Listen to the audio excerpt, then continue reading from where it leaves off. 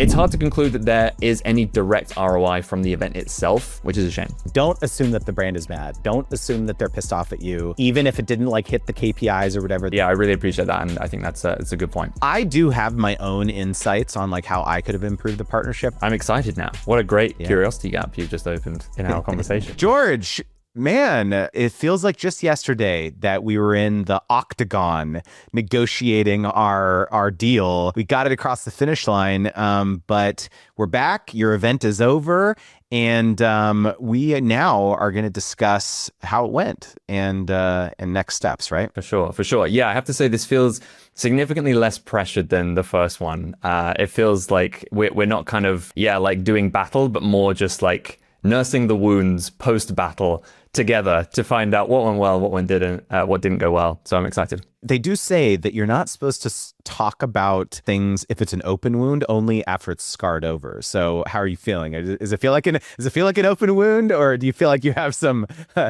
some reflections that you can be objective about? I hope so. Yeah, I think so. I think we're in scar territory now, which is good. So yeah, excited to talk. Cool, man. So, just as a quick overview, we forged a deal. I sent books to everyone who attended your in-person event. You gave me shout outs in not just your newsletter, but your mates' newsletters, some social posts we had there. So give me just kind of the quick recap from your perspective of how the event went. Sure. So I have a full PCR to show you as well, which I think will be interesting to walk through. We can look at some stats, but I think as we'll conclude from the PCR, the event as a whole was a real success, and I think that's where I guess the biggest wins from at least your perspective would be in terms of like a positive association with an event that the right kind of people enjoyed, and more broadly from that, all the kind of social posts and newsletters and kind of both pre and post event like public announcements were all pretty successful. I think the integration seemed really natural. I think it was like a really good fit in theory for an event like this. On the downside, and the things that we'll get into, I think actually this may have proven to be quite a successful awareness campaign from the newsletters, probably a less successful awareness campaign from the event itself. And we can obviously get into the numbers for that and why, and the lessons I've taken away and what I would change. But that's my kind of summary. Yeah. Got it. All right. Well, why don't we just dive right into the PCR and we can get right to it. All right, let's do it. Before we get into it as well, dude, I do want to just give a big thanks to you as well for being open to this, for taking what is a bit of a gamble, I suppose, on our first event. It meant a lot. And I'm really, really pleased we got to partner up and do some work together again, having worked together a lot in the past. So just wanted to get that out of the way out of the gate. For sure. So this was it. It was now just over a month ago at the time that we're filming this. The Creator Wizard X YouTube Breakthrough Intensive PCR, which, by the way, I put together with my trusty copy of Sponsor Magnet, which I always have by my side. Just trying to get a few extra link clicks. So meta. Always. It was for sure. It was. So yeah, here we go. Now, I'm going to start with the overview, as you would teach. So this was a live in-person event, so not a typical contact or content integration. Just a quick summary of the attendee profile, and this was broadly what I was expecting us to get.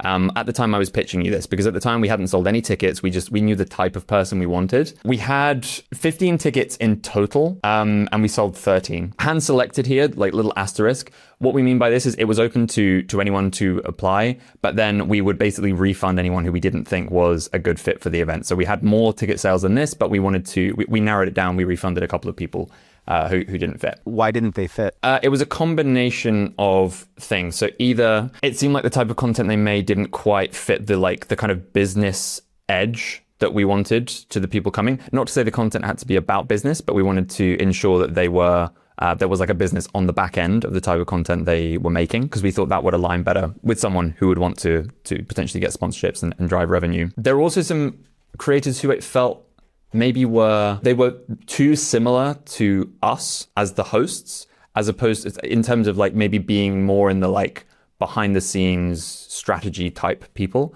And what we wanted were people who were like running a business. Practitioners. Exactly that. So we had a decent number of people here. So, well, 5 of the 13 were making very good money per month, between 30 and 100K per month, despite having pretty, like, in some cases, very modest subscriber counts. And so the overall takeaway, like, these were, as we were hoping, business-minded people, not people just doing YouTube for a hobby, who clearly wouldn't have been a good fit for you and for Sponsor Magnet. But just to come back to it, the campaign objective really were kind of two things. So there was the general awareness play, and I think you acknowledged this on the call initially. You knew it was going to be a small number, like, of people actually there, and that wasn't going to drive meaningful sales of your book from the people in the room necessarily, or like a very clear ROI. What I heard was that this was a brand awareness play overall, which is, I think, why we brought in the newsletter and the social features. But the secondary objective, and this is where I think we fell down, and we'll talk about it, was really like getting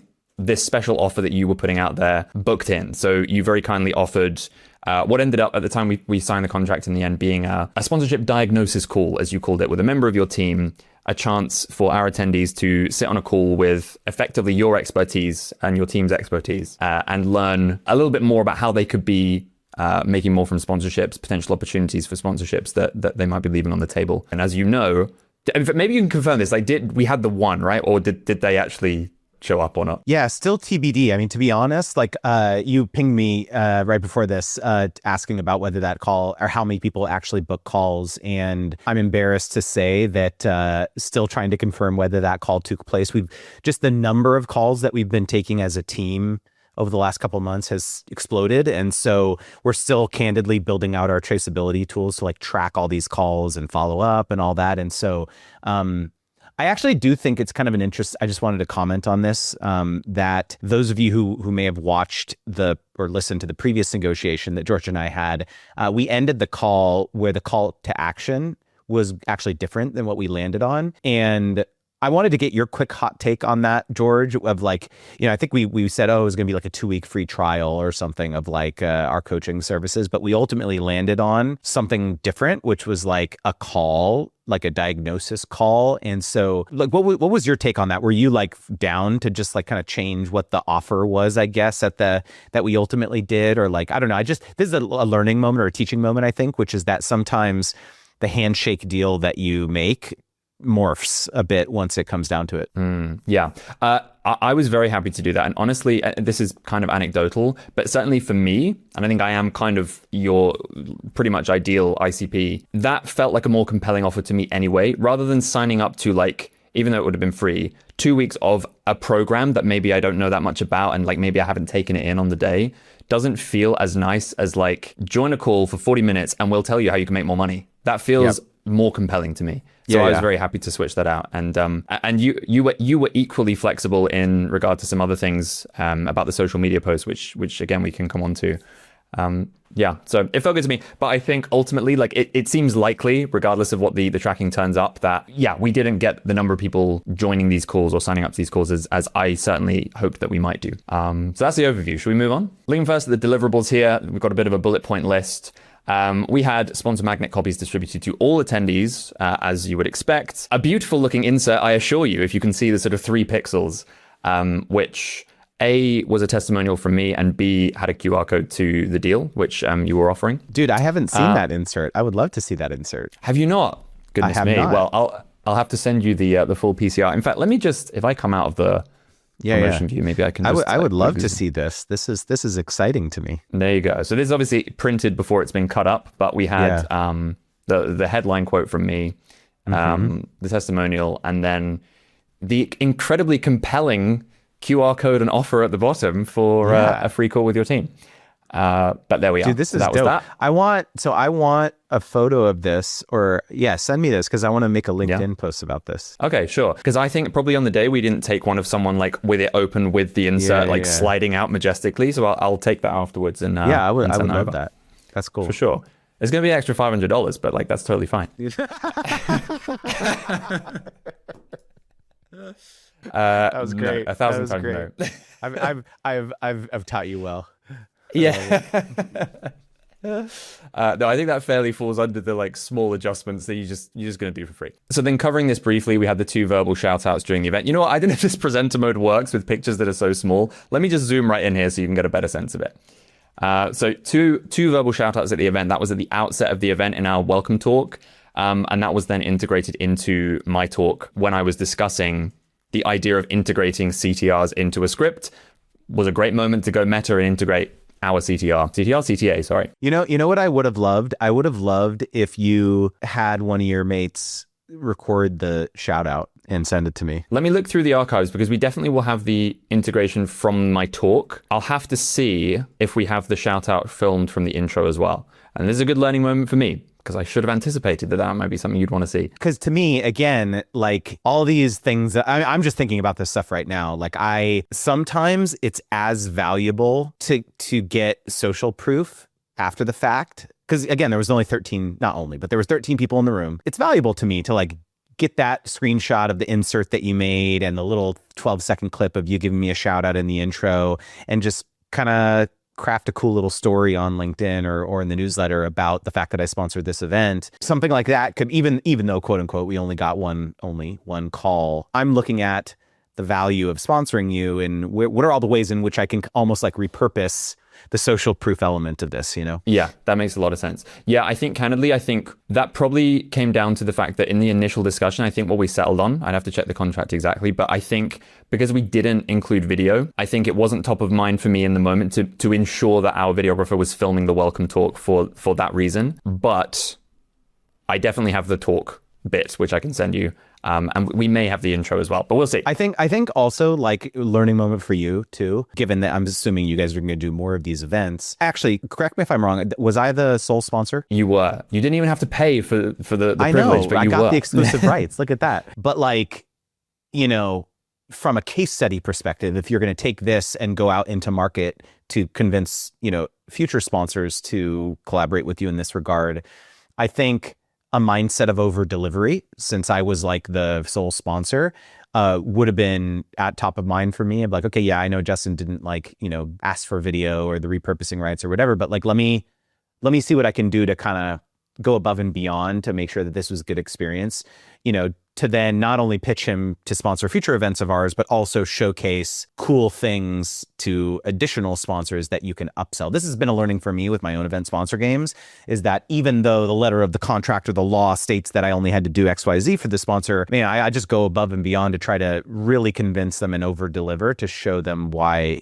they should double down in future years. Yeah, that makes a lot of sense. I appreciate that. We're going super meta here as well, because it's like I'm benefiting from being like trained by you at the same time as trying to use your tricks on you. Yeah, it's a weird one. But no, yeah, I really appreciate that, and I think it's a good point. Okay, so just moving through the deliverables here, we have these 6 total newsletter mentions, just little examples of what these look like. And I know I'd certainly sent you mine ahead of time to give you a sense of what they look like. And we will come on to any numbers and things later on. We've also got social media posts here. Now, one thing that maybe I should have come back to you and verified was that looking into the numbers on how stuff works with it, like in terms of industry standards, the kinds of statistics you can anticipate, it seemed like we were likely to reach a wider audience by simply doing a single collaboration post on Instagram with the 3 of us than doing 3 individual posts. So we went with that. And overall, certainly comparing the stats, I think we definitely exceeded industry standards for accounts of our size in that regard. But this is maybe something I should have flagged ahead of time to you, that we've made that decision rather than doing like, as we'd originally spoken about, like between the 3 of us, 2 posts each. We ended up basically doing an individual LinkedIn post each and then a collaborative Instagram post, which you were also tagged as a collaborator in, I believe. So there are social media posts. I'm curious to get your thoughts on that and whether that's something that you would have appreciated knowing up front. To be honest, I was just tickled by the whole thing. Like, you know, this was also like a new effort or a new strategy that I was employing to try to sponsor other people's events. And so it just was kind of cool to see it all brought to life. To be honest, I was not like stressing or sweating over the exact mechanics of how the posts were made. And so I kind of didn't care. Okay. Good to know. Cool. All right. Let's go a little meta here. Something that you might have been stressing over, I didn't care at all about, right? Yeah. That's a really good point. Yeah. Okay. Well, that's a relief to know. But I think whether it came from guilt from that or something else, or maybe it was just from wanting to over deliver or just like generally not taking steps to deliberately do less than I would do naturally anyway. There were like little extra things like mentioning, a very much foregrounding sponsor magnet on my Instagram stories and things like that in the kind of day before, which again didn't contribute to meaningful numbers of extra views or clicks, but to some extra degree. Can I give you just a quick idea also? Something that as I'm looking at these stories, another example of how brands' priorities might change even in a month since we forged that deal. I now am embarking on this journey or this new strategy of running ads for my book. So top of mind right now as I'm working with my editor is getting different types of footage and B-roll and photos of my book in the wild so we can test out 15, 20 different versions of creative for the ads. And so because it's kind of cool, a book seems like it's legit if you see it at an event and it's like on all the chairs or it's on all the tables or whatever. And so just a good reminder, like whenever you're pitching a brand, always check in like, hey, has anything changed or is anything new in the last 3 weeks or a month since we've talked? And like that might spur other ideas of how, like, for example, if you were to pitch this to me, be like, hey, I've got a bunch of footage that ended up on the cutting room floor when I was at the event or I was prepping for the event or whatever. Want to license that footage? Like knowing now that you're running book ads or something, like you should probably pitch me that. But like, I think that just a good reminder to like always be asking probing questions because don't assume that nothing has changed. Yeah, got it. Okay, that's a really, really good bit of insight. Like even just in that moment where I'm sat there, like taking those pictures, suddenly thinking, hang on, it has been 2 or 3 weeks since I spoke to Justin. Like, could I just like film a little extra right now rather than just taking a couple of pictures if, like you say, something like that's changed? Yeah. And you don't always necessarily have to like try to get more money out of them in those scenarios. Like maybe it's more just like a value add, like, hey, I want to do this for you, this type of thing. But then again, that could then spur these additional conversations like, oh, wow, like that was so cool that you made that video. Can I actually get the rights to that? Like that might be something that the brand thinks about. And it just was born out of the added value that you created. Yeah, for sure. No, this is really useful. Yeah, I really appreciate that. Cool. Alrighty. So we're still going with the deliverables. We've also got the full photo library, which I know I sent you ahead of time because I wanted you to have the photos as soon as possible. I'm curious if you've ended up using them yet, if you've found them to be as useful, less useful than you were hoping they would be in terms of the types of photos we got, or if you haven't touched them yet. I haven't touched them yet, not because I didn't value them, more just because I'm so busy. I was so busy prepping for my own event and just other initiatives. I was running another like 10K challenge and like all this. And I think the lesson here is how can you make things as turnkey as possible for the brand, right? Because like I really valued the collaboration posts that we did and the stuff you were doing on social media because I didn't have to do anything. I was just like, I just clicked accept. And, I also got to comment on the post that you made on LinkedIn and all that. And that was dope because again, I didn't have to do anything. And so I valued the photos, but I almost wonder like, what is the turnkey version of delivering these to me? This is dumb, but like you write the post for me, like almost, right? Like, hey, here's, if you want to like post about, here's swipe copy, right? Here's a document where you can share on LinkedIn, Instagram, whatever. Like, here's a caption written for you. Like, holy cow, I would have like given you a big kiss on your forehead if you would have done that for me, because it would have just been so much. Do you have this where like someone sends you something and you just leave the email marked as unread, or you put it on your to-do list and you're like, I got to get back to that. But then it just feels like this project, like I can't open that email again until I'm ready to like action this, versus like, how can I just make it really easy for the brand to, again, continue to get great mileage out of this partnership and reduce the amount of work that's required for them to action it? Yeah, that's a really good idea. And actually, a swipe file wouldn't be that difficult to create, especially with the copy we had from the post we already did. We could just like, I could very easily just AI it and be like, okay, turn this into a version of this that Justin could post, and then just send that over. By the way, I've never done that. That's a great, I'm going to do that now. Yeah, great. It's just an idea that I just had right now. I was like, that's a great idea. I should do that for my brand partners. So. Yeah, for sure. There you go.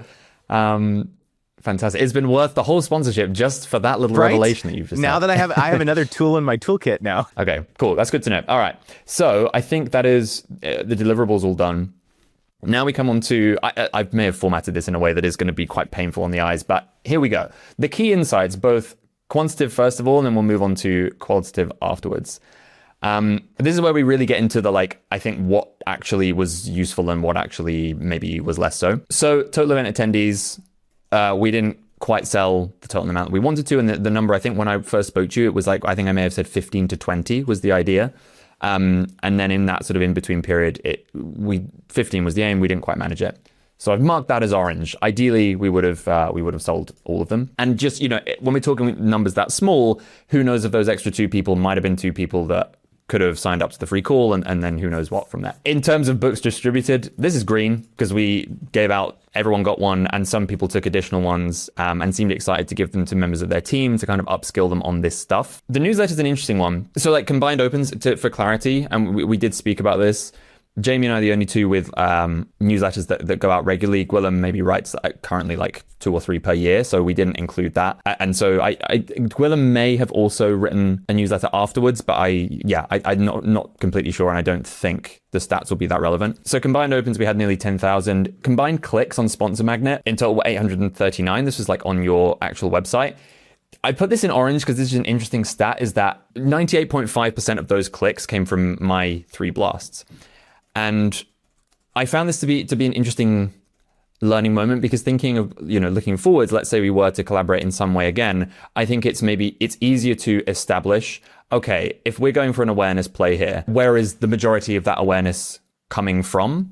And in this case, for various reasons, which maybe we can discuss, almost all of the clicks came from my newsletter. So was the lesson for you that you need to go out and have a solo career?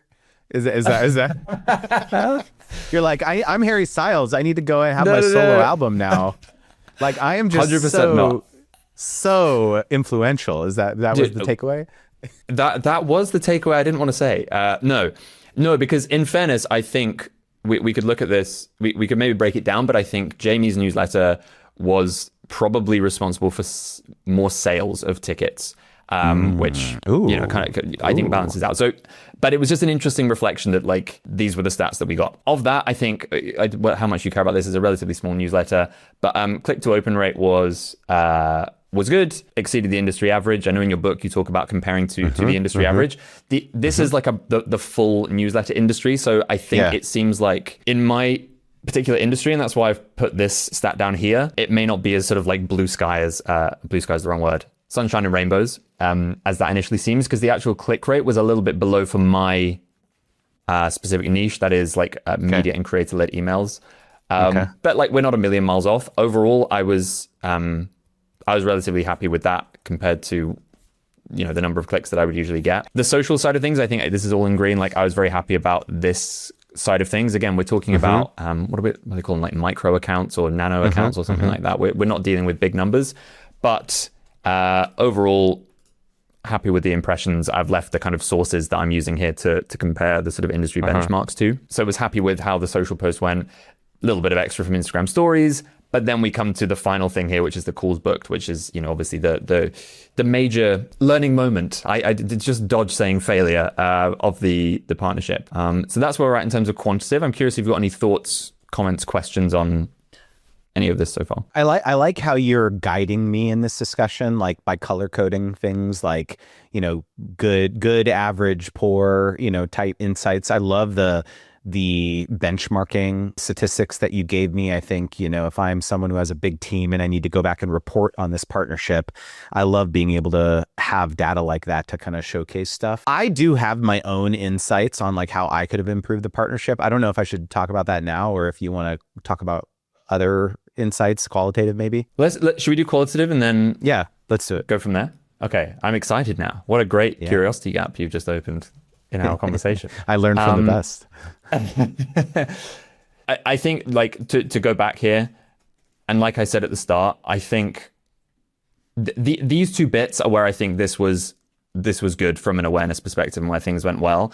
I think the qualitative is kind of linked to the calls booked thing. I know this is technically like an actual piece of data, but I think there's the same kind of problem is being suffered from with this more disappointing stat and the qualitative stuff, which is that basically a lot of people already knew who you were.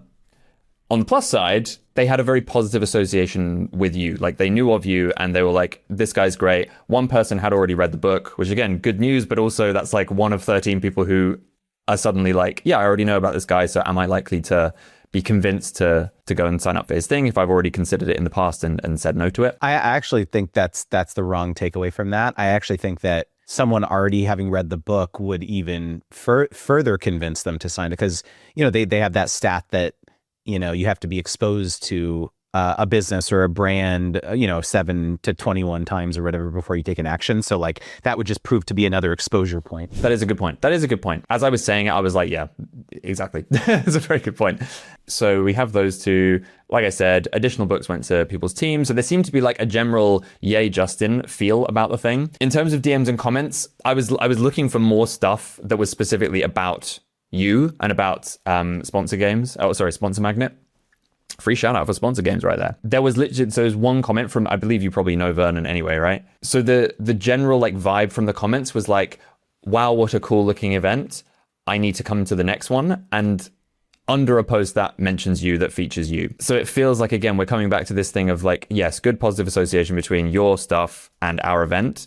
But beyond that, like that's probably as far as I could reasonably claim that that's what we've done. But then, of course, we have the photo side of things that we spoke about. You've already covered how I could have made that more useful to you.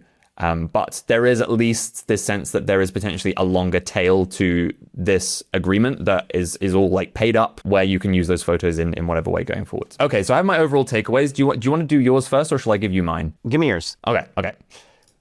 So positive association, we spoke about this. And it was great to hear among the types of creators who I think are a good fit for your program. That your reputation is good and people know of you and think very positively of you.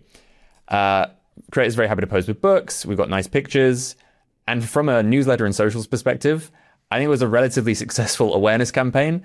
But of course, that is not really what we pitched you. Like that was kind of the bonus, as it were.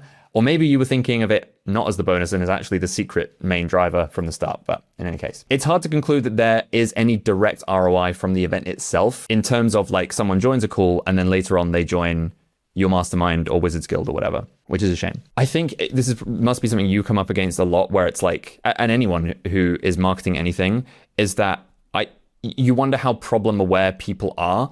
And so while I said up here, the people who were there were types of creators who I think are a good fit for your program, I think there's always that feeling with sponsorships, or there can always be if you're not super like clued up on it, you haven't read the book, where it's like, it's this extra thing that I have to do. Is it worth the effort? Blah, blah, blah, blah, blah. And so I wonder if there was maybe more education around the benefit required to make people think, yeah, it's worth me even signing up to this call. And we could jam on that, I guess. So key learning one, because these were business-minded creators, the idea of adding an additional income stream I thought would appeal, but maybe that comes back to what I was just saying about them being like too high up the funnel and not knowing whether this is actually a worthwhile thing to even think about. For future campaigns, especially now where we've got this all in hand and we could sort of repeat the playbook that we did for this one. I don't know if you felt this, certainly going a second time around with sponsor games. I feel like it would be easier to sell tickets way ahead of when the actual event is and spend more time getting a sense of who the attendees are, what they value, and who a truly valuable sponsor might be. Like if we'd been able to do this ahead of time, maybe we would have learned more about how people actually think about sponsorships or don't think about them. And that could have informed the type of deal that we forged. Key learning two, maybe worth exploring a newsletter collaboration in future based on, I suppose, like if there was a future awareness campaign or something like that. That's certainly the takeaway that I have from that side of things, but that doesn't link directly to the event. And I swear I'm not trying to start a solo career right now. It's just an observation that our newsletters and our social posts did better than the event itself. So I thought it was worth mentioning. Yeah, I have some thoughts, a smattering of unrelated thoughts. First is, man, I would have loved to be able to have a actual one-on-one dialogue with those 5 attendees that are doing 30 to 100K pounds a month on their YouTube channel. Because to me, that is squarely in my ICP. Those are the people that we can absolutely help crush with sponsorships. And a related comment is that event sponsorships are infinitely more valuable when the sponsor can be physically there. I mean, that's a big miss. If I was in that room, I guarantee I would have come away with at least one client, probably, over dinner, chat about their issues, it's just like there's a detachment when, there's not a physical presence in the room where someone can put a face to the name and have an actual conversation. And so, of course, like physical proximity was the barrier to that, of course. But like, it's just, it continues to be clear to me, both from my own events that I run when the sponsor is not present, and if I'm sponsoring events, probably the utility is just significantly lowered, or the effectiveness of that partnership is significantly lowered if I, or at least someone on my team, is not physically there. And so the next place I go is like, if in fact I am not there, what's the next best thing? Of course, the next best thing is them booking a call. But like some other really interesting insights could be, how could you facilitate follow-up conversations with those, let's say, 5 people for me? Is there a world in which you feel comfortable making a personal introduction to those 5 people so I could actually say to them like, hey, I noticed you didn't, take advantage of the free call offer. Maybe you reach out to them first to get an opt-in to say, hey, Justin mentioned to me that like, he would be interested in, or his team would be interested in chatting with you. Would you be open to that? And make a personal introduction almost. That would be hugely valuable to me because again, it's just low stakes. Like, would you be open to that call? Like, yes, it was an offer at the event, but like, I noticed you didn't book a call. Would you be open to that? Like, to me, that would be like a huge, huge win following up from this. I don't know if you'd be comfortable doing something like that, but like, again, like if they say no, fine, whatever. But like, I don't know, somehow to me, like there is this white glove approach. Again, given that there was 13 people there, like it would be an unrealistic ask if you had 1,000 people at your event and I was like, hey, make personal introductions to these 400 people to me. But like a way to, like, if you would have come to me and been like, in this takeaway or like offer for the next thing or whatever, would be like, hey, I actually would love to make 4 introductions. Would you be open to me like having a conversation saying like, hey, I would love to see if we can get some more calls booked here, especially from these like 4 or 5 people that I know would be really good candidates for your services. To me, that would be a great way of like ending this relationship on a high and me feeling like, yeah, man, you really over delivered here, because that would be amazing, Yeah, for sure. No, we can definitely do that. I think that sounds really good, and a really kind of obvious thing in hindsight. Now, I think you almost get nervous to like over push or spend too much time kind of spamming people. But actually, it's like we've only sent them like a couple of follow-up emails, and I think when an email is bespoke as well, and it's like, oh, I'm not just being blasted with the same email that everyone has. It's like, oh no, they've identified me as someone who actually could be good for this. That kind of feels good anyway to be reached out to in that way. So yeah, very open to that. Let me look back at the list and I'll come back to you on that. I think really at the end of the day, that was the holy grail of what I was after anyway, was like, how can I'm basically looking at you as a conduit for me to access my ICP. And this idea of like, figuring out. So let me give you a quick behind the scenes, like of my own KPIs for the company. My goal really is to find 200, total 200 coaching clients that are intermediate to advanced level creators who already have a very robust sponsorship revenue. They have healthy inbound already from brands reaching out to them, and we can help them, very easily 2-3x their revenue for creators in those situations. And that is our ICP.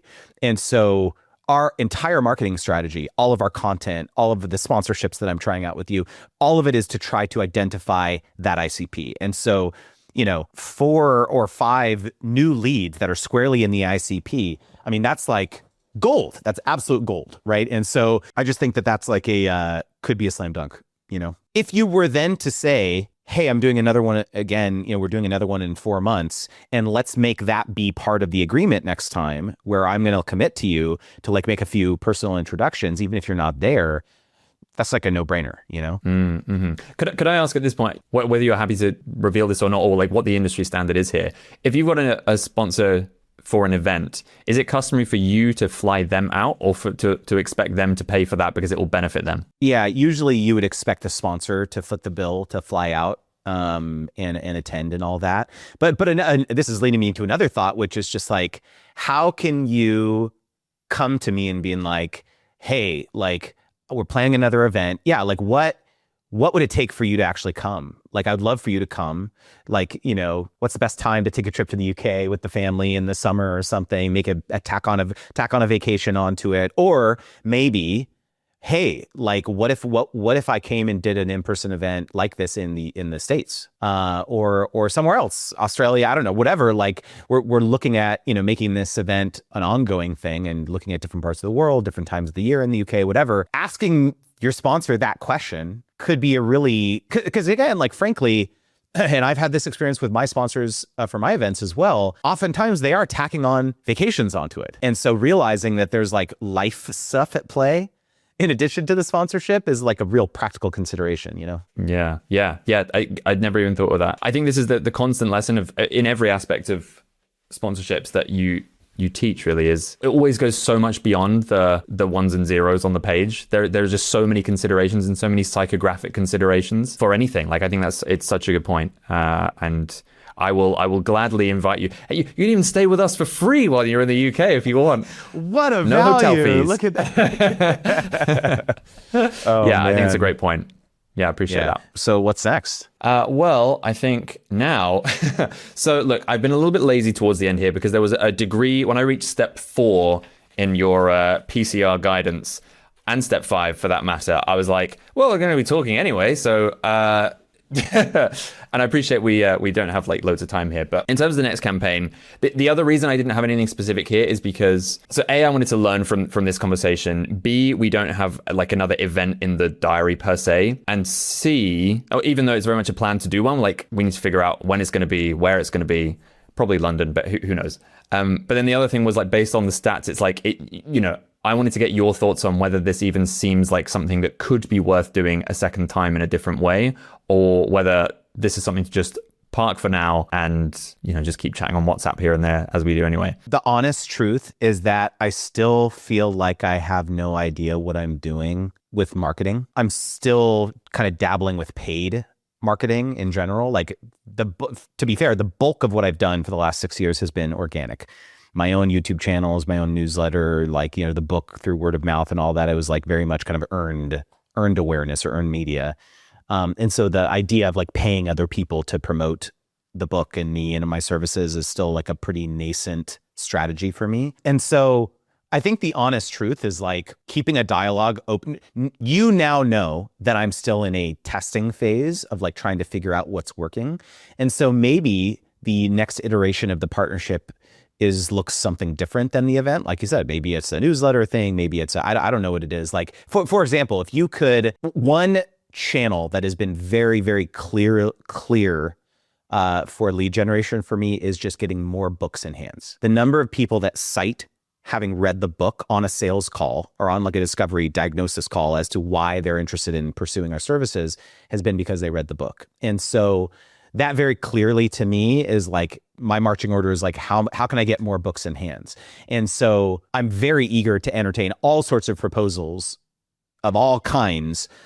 If you were to come to me and being like, hey, there's this other event that I'm going to, or this other thing that I'm collaborating with this other person over here. It's not the same YouTube breakthrough event, but like I could get your book in 50 more people's hands or 100 more people's hands through this UK event or something. Like, I'm like, okay, great, George. Like, let me know. How can I do that? How can I pay you? How can I partner with the event or like something? If you could serve as my little mini UK evangelist, right? Like, to me, that's super interesting. And so like, yeah, like I know you don't have something specifically in mind, but now that bug's in your ear, maybe, I don't know, maybe in a month or 2 or 3 months or whatever, 6 months, you come to me with an idea, and I would probably be totally down to entertain that. Mm-hmm. Yeah, that sounds good. That's kind of where I hoped we might leave this conversation, just with like this increased understanding now of A, how an event actually ran with a sponsor, and B, like what you just said, just learning what you value and what the kind of needle moving thing is for you. Might be easy to spot something, as you say. So happy to one leave it there for now. One other really big kind of parting note about this whole thing is that I just want to like be super clear. Like, I'm stoked about how it went. Like I told you, like I haven't done a ton of these before. And so it was kind of like new and novel and exciting for me to try something like this. And I learned a lot of things as we discussed. But like the lesson, I think, for everyone watching or listening is that a lot of brands that you partner with are going to have the attitude that I do. They're just kind of like tickled about the whole thing. They may not have done a ton of stuff like this before. And so they also got really valuable learnings, even if there wasn't like a super direct like ROI from it or whatever. And so I always say this, like, don't assume that the brand is mad. Don't assume that they're pissed off at you. Even if it didn't like hit the KPIs or whatever that you discussed, like they probably are like fine with it. It's like not a huge deal. And the fact that you went to the effort of like putting this post-campaign report together for me, walking through it with me, this just all arms, it's all data. It's all not, it arms me to go and have a conversation with my team and my colleagues about, how we can continue to improve and optimize our own marketing strategy. And so this is great data. It's all data for me and for the team. And so for that, I super appreciate your willingness to include me in it. Awesome. Dude, thank you so much. Well, maybe this brings me neatly onto what could be a nice place to end, which is the testimonial that I briefly considered filming ahead of time. And then I was like, will I play the video in front of Justin when I could just talk to Justin? So yeah, I mean, as I intimated earlier, just wanted to say a huge thank you for being tickled by it and for taking a leap. I think it was a really, really easy thing to integrate, and it's so easy to talk positively about something that you truly believe in. And I know my name is in the back of this book, so I'm like slightly compromised anyway. But I said this, I think in response to Vernon actually on LinkedIn, or maybe it was someone else elsewhere. But it's kind of a curse to be sponsored by a brand that you actually truly really really believe, and you're like, no, this book will change your life, but like I'm being paid to say that, but like I see through that. It's what I actually believe, and so it was so easy to integrate, and so thank you so much for being our first event sponsor and our exclusive event sponsor. It was a real pleasure, and you've been, of course, a pleasure to deal with the entire time, as you would expect. I super appreciate that, dude. And if anyone wants to watch the full negotiation where George actually convinced me to pay him money to sponsor his event, make sure to check out this video right here.